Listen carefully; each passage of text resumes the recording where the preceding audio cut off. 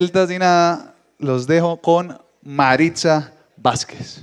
Gracias. Un aplauso, por favor.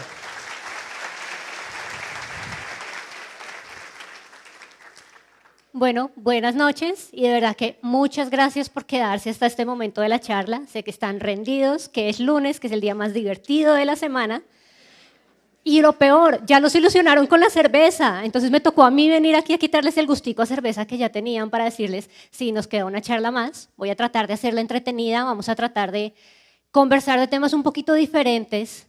Y la idea, cuando a mí me propusieron venir a hablar en el evento, fue decir, bueno, cómo de verdad el mundo de Machine Learning está cambiando este mundo en el que estamos viviendo. Y cómo muchas veces pensamos que Machine Learning todavía está lejos, cómo de verdad hoy en día nuestras vidas están siendo influenciadas, qué estamos haciendo en Google con diferentes empresas, con partners como Globant, con partners como Deloitte, con diferentes empresas alrededor del mundo, con universidades, con bancos, con diferentes industrias, y cómo de verdad estamos impactando la vida de las personas.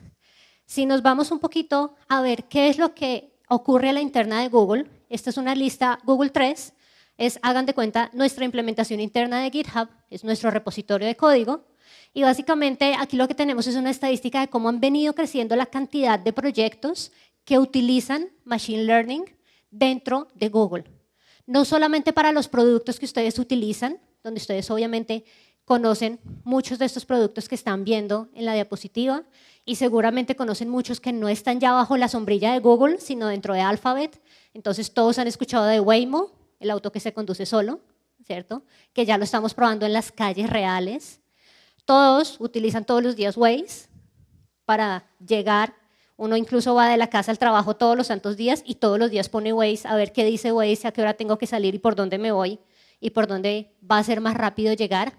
Y un montón de productos donde si hay algo que Google ha aprendido a hacer durante estos años es analítica, ¿cierto? Google, ustedes saben que nació con el buscador. Cuando Sergey y Larry dijeron, bueno, vamos a hacer algo interesante y vamos a organizar la información del mundo y hacerla universalmente útil y accesible. Y esa ha sido nuestra misión desde que fundaron la compañía hace ya casi 20 años. Esa es la misión de Google, organizar toda la información del mundo. Pero, en paralelo con eso, dentro del mundo de inteligencia artificial, creamos nuestra propia misión. Y fue democratizar esa inteligencia artificial, hacerla fácil, rápida y útil para todos nuestros clientes y para todos nuestros partners.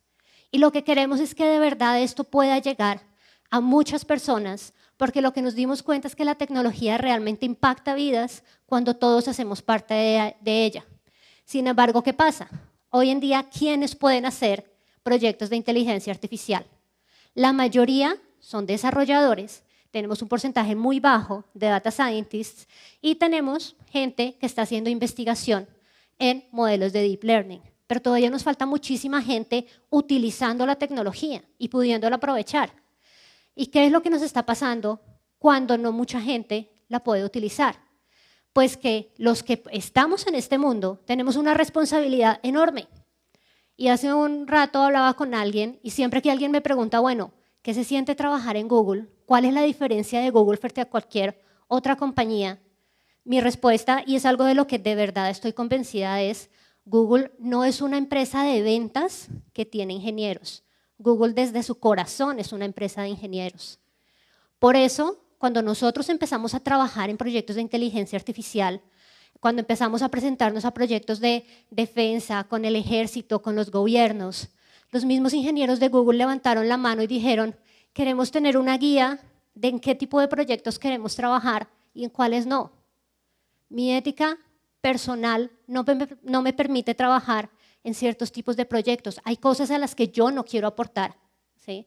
Soy un ingeniero, soy una persona inteligente, tengo unas capacidades, pero no estoy dispuesto a hacer ciertas cosas. Y con base en eso creamos estos principios donde dijimos cuáles son las condiciones y esas guías con las que vamos a decidir qué tipo de iniciativas vamos a trabajar.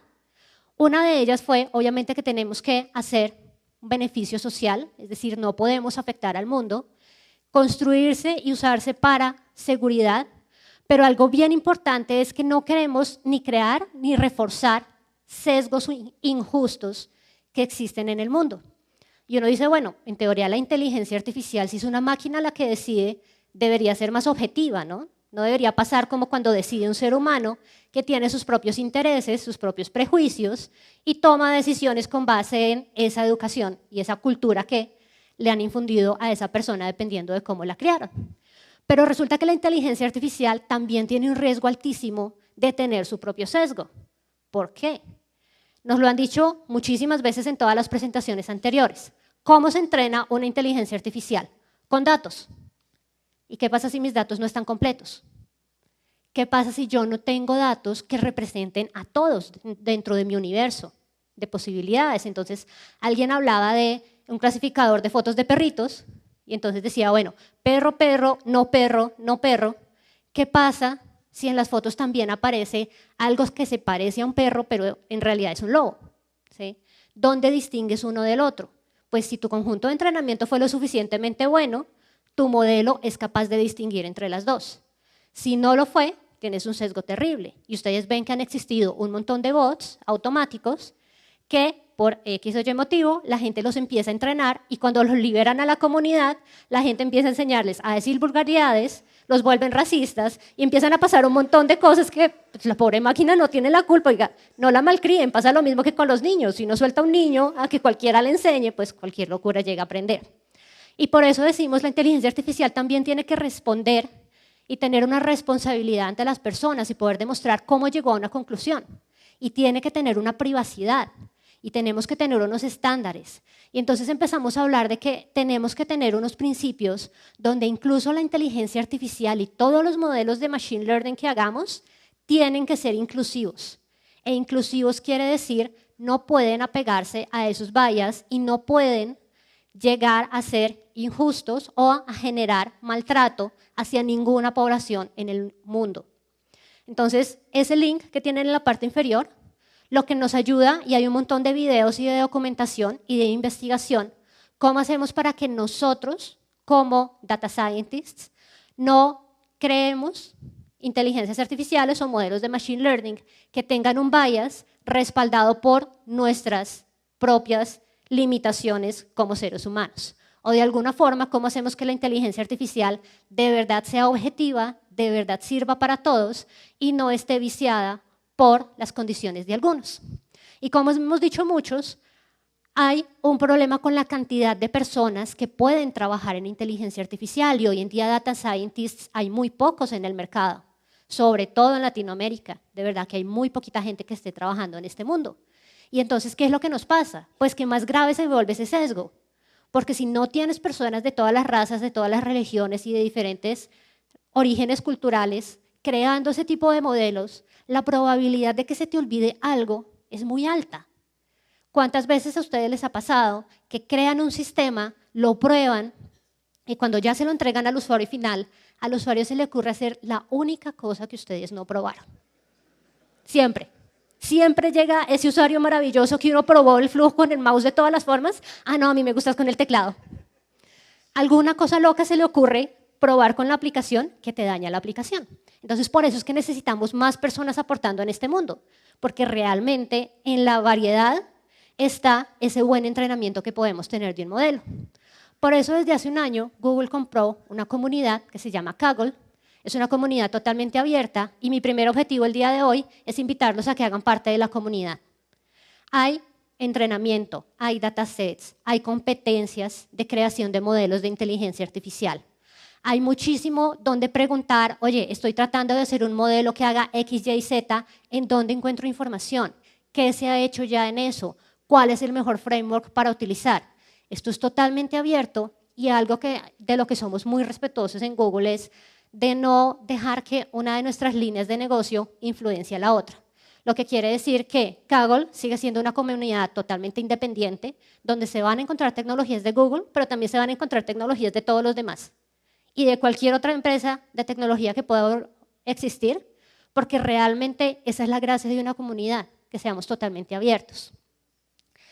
Con base en todo lo que nos hemos encontrado, hemos ido construyendo una plataforma de inteligencia artificial que la verdad no me gusta nunca bajar a detalle de qué es todo lo que podemos hacer. Simplemente me gusta que se queden con, están los datasets, obviamente, y la semana pasada liberamos una funcionalidad de búsqueda de datasets en nuestro Data Warehouse para que puedan aprovechar esa información. Hay un conjunto de librerías basadas en open source, porque definitivamente nuestro compromiso con el open source es, sí, somos los padres de TensorFlow, de Kubernetes, de todos esos proyectos, incluso de Vim, pero no queremos utilizarlos solamente nosotros, queremos que todo el mundo los pueda utilizar y queremos que sean totalmente accesibles. Tenemos una plataforma que nos permite entrenar esos modelos y como lo decía Marco en su presentación, la gran dificultad que tenemos hoy en día es la capacidad de cómputo. Y entonces en Google dijimos, bueno, nos podríamos esperar hasta perfeccionar el computador cuántico, pero nadie sabe cuánto va a demorarse que eso ocurra. Tiene que haber una forma mejor de hacer esto. Y entonces, si hay una reputación que tenemos los Googlers, es ser ñoños, ¿cierto? O sea, ¿cómo lo contratan en Google? Ah, no, ese man debe ser un ñoño. Ese estudia todo el tiempo. Sí, tenemos muchísimos.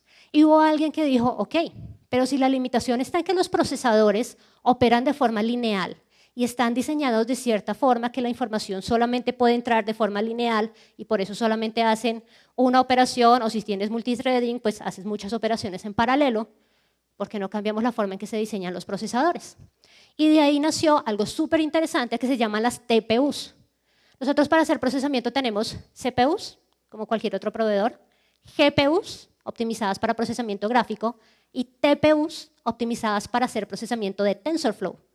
Es decir, es un procesador diseñado para hacer Machine Learning. Entonces, ¿qué hace?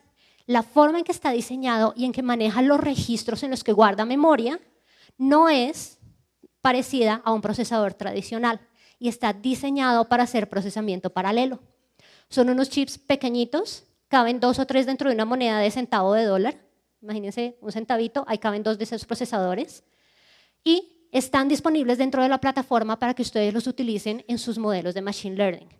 ¿Qué nos hemos encontrado? Que modelos con una GPU tradicional se podían demorar en entrenar 2 o 3 semanas, en TPU se demoran 15 horas en que el modelo esté totalmente entrenado.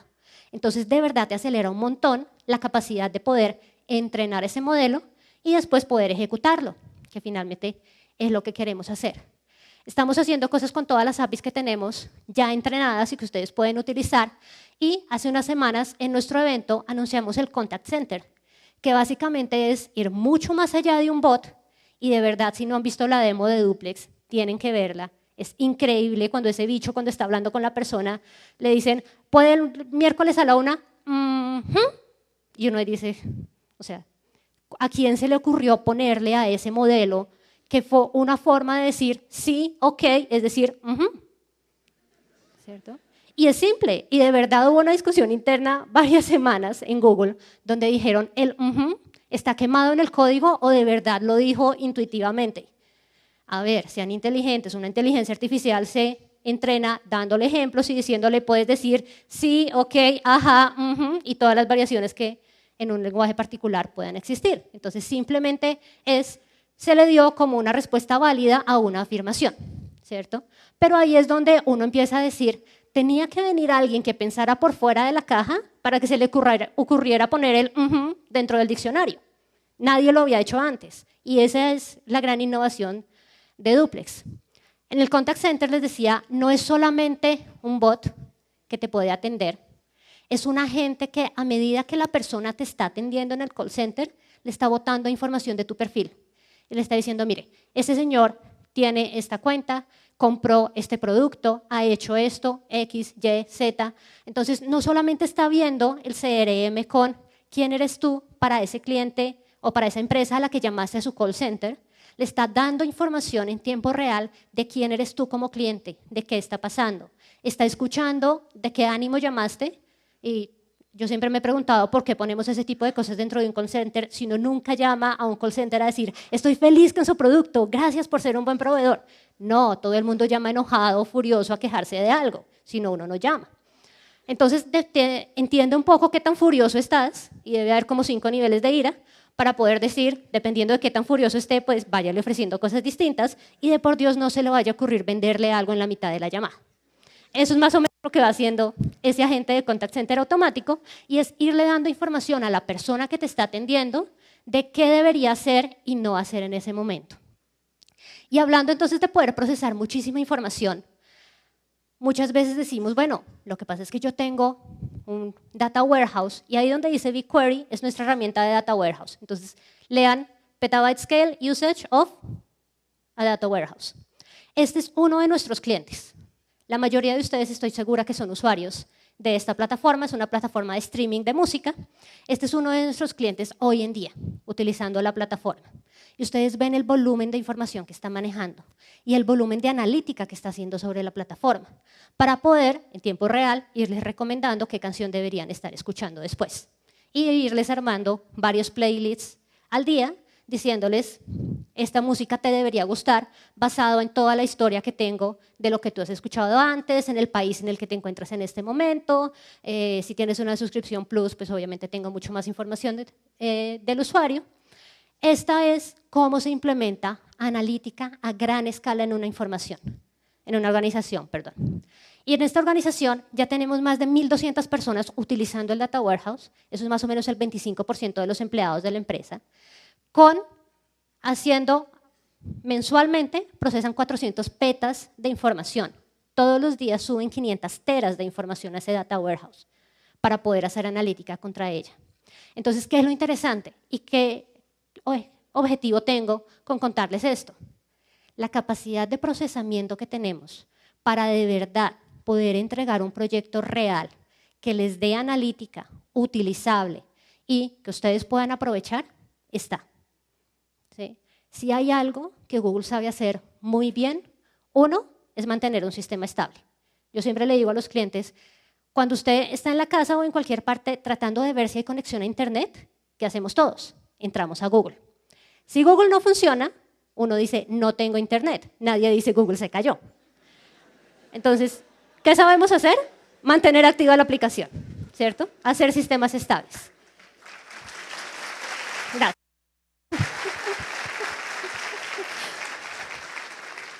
Segundo, ¿qué más sabemos hacer? Analizar información. ¿Se imaginan la cantidad de información que tenemos que procesar todos los días para poder en YouTube cargar todos los videos que nos suben todos los días a YouTube, que es un número bastante más grande que esos 500 teras de información que ustedes ven ahí?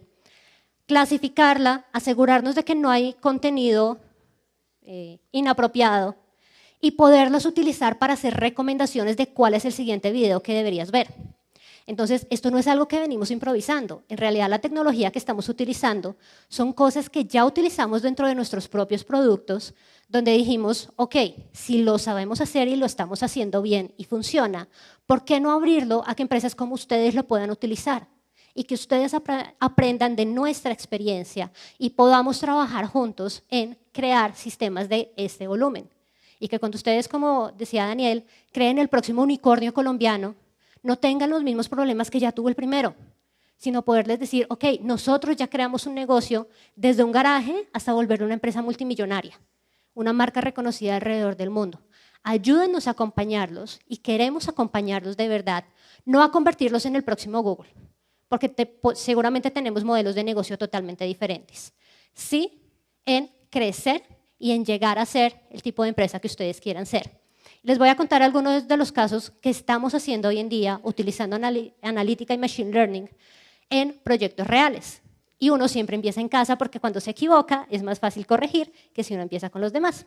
Entonces lo primero que empezamos a hacer fue en las salas de reuniones entender cuándo una sala de reuniones de verdad se utiliza, cuándo no, y eso era relativamente fácil, no había que ser muy inteligente para hacerlo. Pero la tercera es cuando alguien viene y utiliza la sala y no era la persona que tenía reservada la sala. Ok, eso ya es un poquito más inteligente. ¿Cómo seguimos avanzando de ahí? ¿Cuántos de ustedes tienen agendadas un montón de reuniones en su calendario a las que no van nunca? ¿Quiénes tienen como 5 syncs a la semana donde nadie da un avance, donde todo el mundo sabe que la reunión ya no va, pero la reunión sigue estando y la sala sigue estando reservada? ¿Cierto? Todos somos culpables.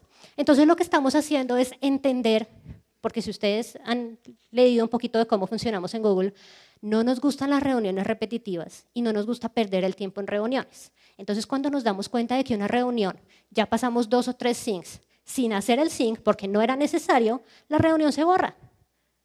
y la reunión va solamente quien de verdad tiene que estar en la reunión. Entonces, entender cómo usábamos las salas de reuniones fue importante para poder decir, si nadie está entrando a esta reunión, esa reunión no debería existir. Y que además, dentro de tu calendario, te pueda llegar algo que no solamente te diga, estuviste en 500 horas de reuniones esta semana, sino tenías agendadas 3 reuniones a las que no fuiste, porque no te servían para nada. Este es una de las otras referencias que utilizamos mucho y es en un sistema de correos electrónicos y de texto, entender nuevamente qué tan furiosos están los clientes que crean un ticket de soporte para esta compañía, esto es un retailer, para entender cómo debería yo priorizar esos llamados, esos contactos que me están llegando de los clientes y atenderlos de una forma efectiva. Esta es una empresa que básicamente lo que hizo fue predecir producción de maíz en Estados Unidos con un 1.9% de margen de error.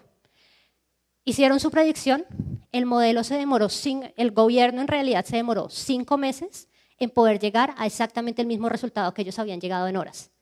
Y llegaron con solamente se perdieron un poquito menos del 2%, estuvo desfasada la predicción. Esto es algo que estamos haciendo con Boeing y básicamente es, con las fotos satelitales que se toman del planeta, entender si lo que se ve sobre esa montaña es nieve o son nubes. Cuando ustedes están en un avión, es importante saber si simplemente están pasando por encima de una ubicación en donde acaba de nevar o se van a encontrar con una nube que puede causar una turbulencia. Y esto obviamente también tiene aplicaciones en el sector de defensa. Entonces, básicamente, lo que estamos haciendo es corregir los errores de cómo se clasificaban anteriormente esas imágenes en más de un 70%.